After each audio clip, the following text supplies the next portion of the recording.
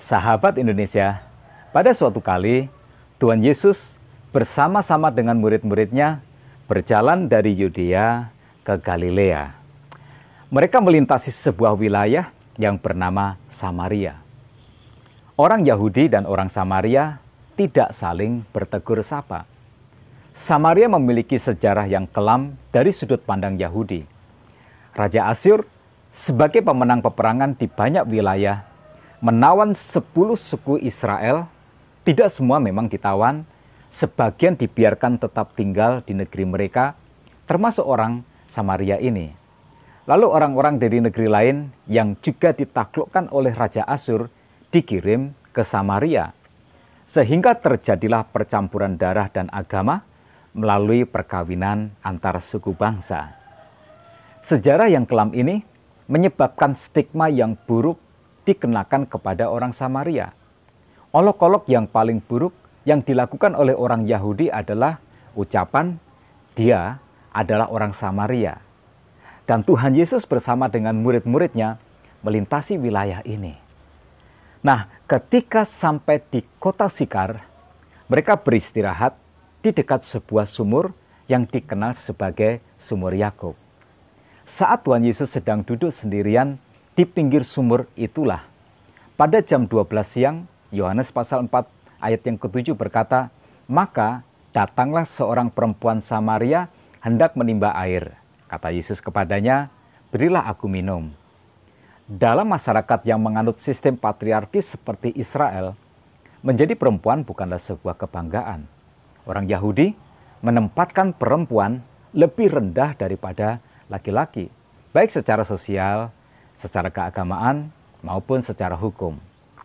Dan di pinggir sumur Yakub ini, pada jam 12 siang, Tuhan Yesus bertemu dengan seorang perempuan Samaria yang hendak menimba air. Mungkin tidak ada yang lebih buruk selain daripada perempuan ini. Yang pertama, dia adalah seorang Samaria. Yang kedua, dia adalah seorang perempuan yang hidup di sistem patriarki.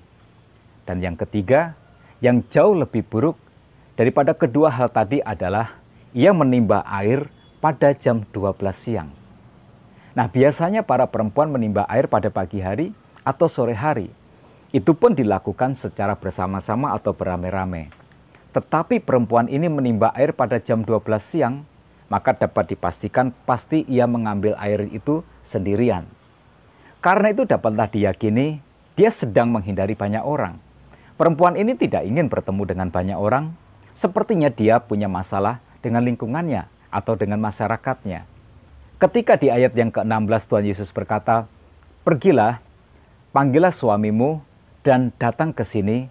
Perempuan ini menjawab, "Aku tidak mempunyai suami." Nah, atas jawaban perempuan ini, Tuhan Yesus berkata kepadanya, "Tepat katamu bahwa engkau tidak mempunyai suami. Sebab engkau sudah mempunyai 5 suami, dan yang ada sekarang padamu bukanlah suamimu.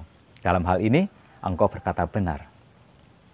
Jadi ini alasan perempuan ini menimba air pada jam 12 siang. Dia sudah pernah menikah sebanyak 5 kali, dan semua berakhir dengan kegagalan. Dan sekarang, ia hidup tanpa ikatan pernikahan dengan seorang lelaki. Itu sebabnya tadi saya katakan, mungkin tidak ada keadaan yang lebih buruk daripada keadaan perempuan ini. Dia seorang Samaria, dia perempuan yang hidup di sistem patriarki, dan dia bukan seorang perempuan yang baik-baik. Dia sadar bahwa dia tidak diterima oleh masyarakatnya. Dia tahu bahwa dia dihindari selama hidupnya.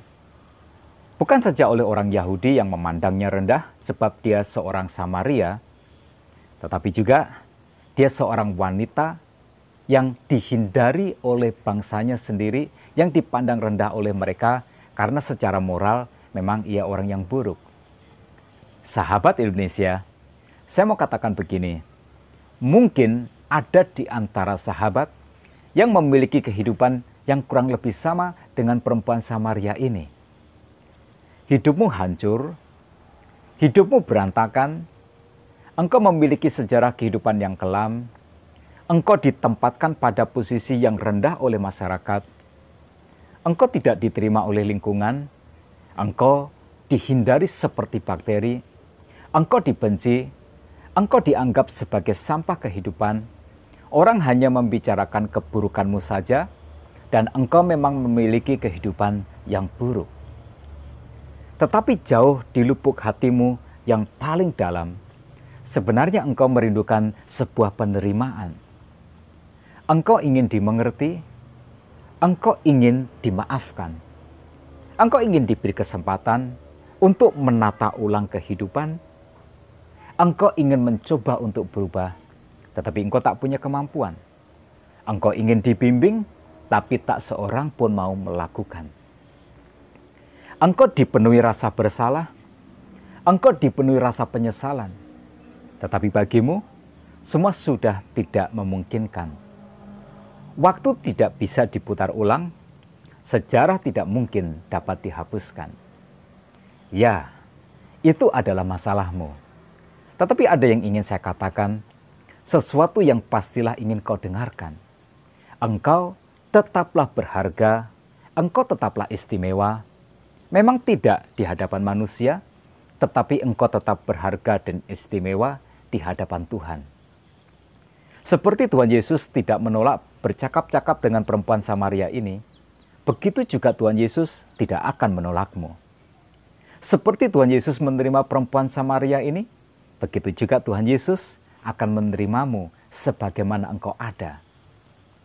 Seperti Tuhan Yesus tidak menghakimi perempuan Samaria ini, begitu juga Tuhan Yesus tidak akan menghakimimu.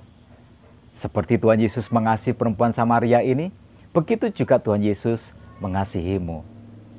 Maka datanglah kepada Tuhan Yesus, Ia mengerti keadaanmu, pastilah Ia memaafkanmu. Ia akan memberikan kepadamu kesempatan lagi, dan lagi.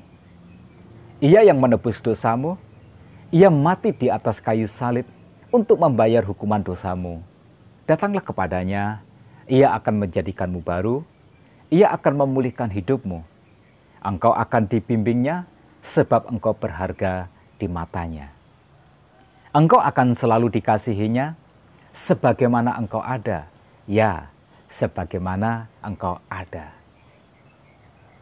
Jika ada di antara sahabat yang ingin berbincang-bincang lebih lanjut tentang situasi hidupmu, silakan menghubungi nomor WA yang ada di deskripsi video ini. Semua diterima sebagaimana engkau ada. Dari Banyumas, Jawa Tengah, sahabatmu ini mendoakanmu selalu.